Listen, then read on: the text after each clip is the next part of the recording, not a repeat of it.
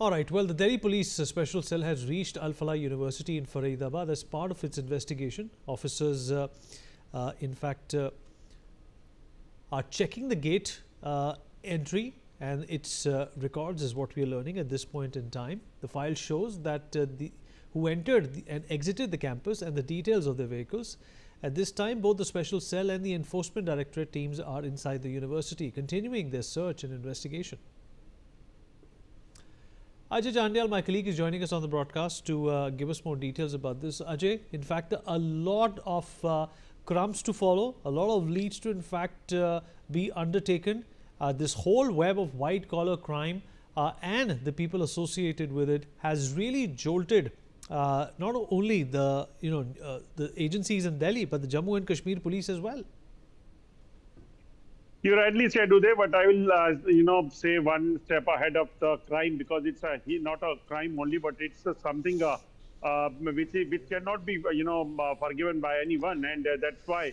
And agencies, National Investigation Agency, when they are investigating the thing, they are ensuring that every possible link, every support to this terror nexus, which is a white-collar terror network, and I think for the first time, such kind of things is being exposed by the Jammu and Kashmir police and the other agencies here in the country.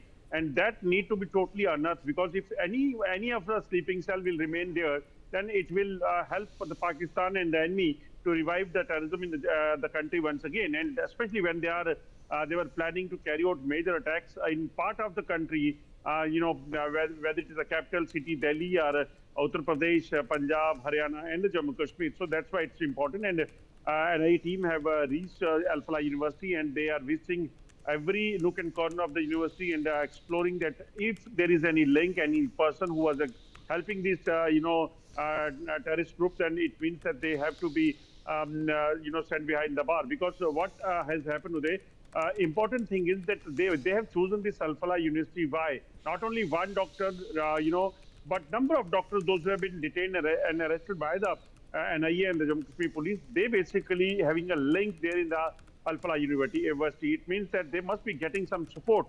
And this was the place where they basically have performed the, exercise of, making the this explosion as well, ammonium nitrate. So that shows that there are something which basically was helping these terrorists to survive and other things.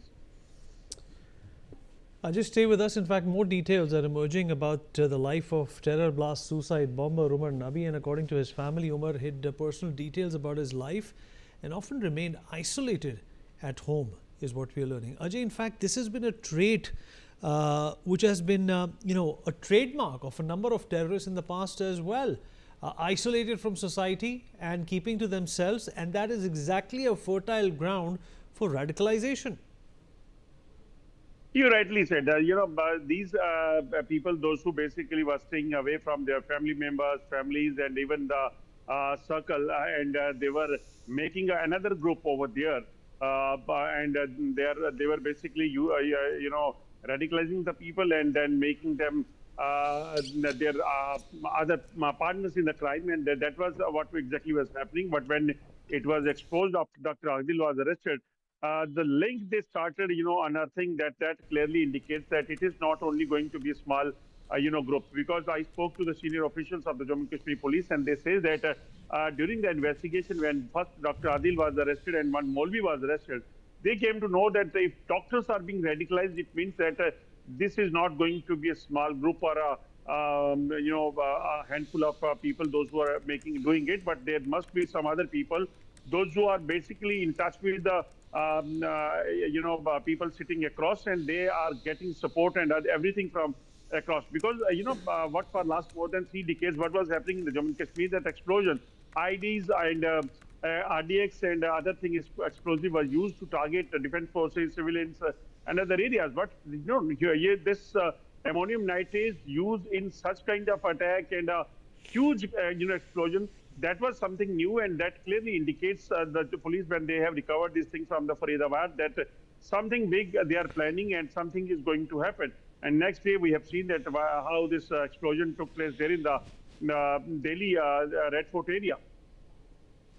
Just stay with us. Meanwhile, reportedly, Omar Nabi traveled to Delhi without informing his family, stayed there for only a few days, remained withdrawn, and recited Islamic texts alone is what we are learning. And according to sources, Umar was receiving instructions from a certain Dr. Muzaffar, who is believed to be operating from Afghanistan and in touch with Pakistan-based handlers as well. Ajay, what's the story behind that? This obviously, this is once again going the usual route, being traced back to Pakistan. Yes, basically he was a brother of him, and he flown to first he flown to Saudi Arabia, then he flown to Afghanistan later, and according to sources, he was basically he was dispersed from the services after his links was established with the terror groups, and that's why he was barred, and he was removed from the position, and then he moved out of the country. And at that time, it is believed that he have joined the terror groups because already was having a links with the terror groups, and after he was removed from the services, he moved there and then to Afghanistan. Why Afghanistan? Just imagine that because he knew that if he will stay there in Pakistan, then easily he'll be traced and he'll be he will be traced and he will be taken back by the authorities and other means. But he had chosen a new place, which is Afghanistan, because he was not expecting that he will be traced, and because since he's sitting in Afghanistan. But sources are saying that he was in touch with the Pakistani handlers and he was instructing them, Omar as well as other, his associate, those who were operating in the Jammu and Kashmir and other part of the country. Just stay with us. More details are coming in regards to last few days of the Delhi blast bomber Omar Nabi. Now, days before the Red Fort blast, Omar reportedly told his family he would return to Kashmir in 3 days. Meanwhile, Omar's family first denied that Omar had any terror links, claiming he did not even own a vehicle registered in his name. So obviously, Ajay, he kept everything from his family, completely misdirected the information that he was given them, and that was obviously being done to protect his family as well as keep his tracks hidden. Certainly, someone if join terror groups, I don't think that they are supposed to tell anything to the family or other thing. There are two things, that either his family know everything, and either they don't know anything. So these are the two things what they are saying. Earlier they were saying that he was not sharing anything, and he was saying that he will return back to Kashmir soon in next few days, but he did not return. And when again they were asked question, they say that whenever we tried to spoke to Omar, he did not was speaking to them, and that seems to be the reason. They say that they don't know about him and what they were doing. But investigation agencies will trace out everything. They will check the call records of Omar and Omar's family, because there's something concrete if they required. If they have to unearth this whole module, then they have to go to every nook and corner of the Jammu and Kashmir, and the people, those who are having any association with Omar, and that is the reason. Because earlier they were saying that Tahir's family was saying that we don't know about the car.